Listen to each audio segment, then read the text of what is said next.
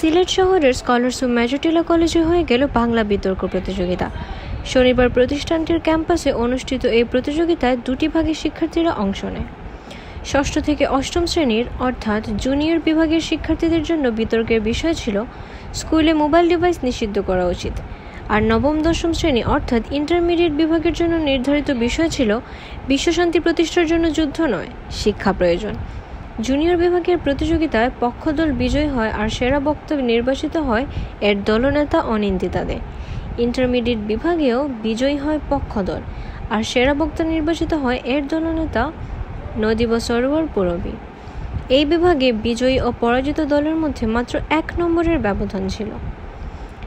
বিতর্ক প্রতিযোগিতায় প্রধান অতিথি ছিলেন কলেজের অধ্যক্ষ মোহাম্মদ ফজল হক। তিনি ছাড়াও স্কুলের শিক্ষক ও শিক্ষার্থীরা উপভোগ করে এই যুক্তিতর্কের লড়াই। hello.bdnews24.com সিলেট।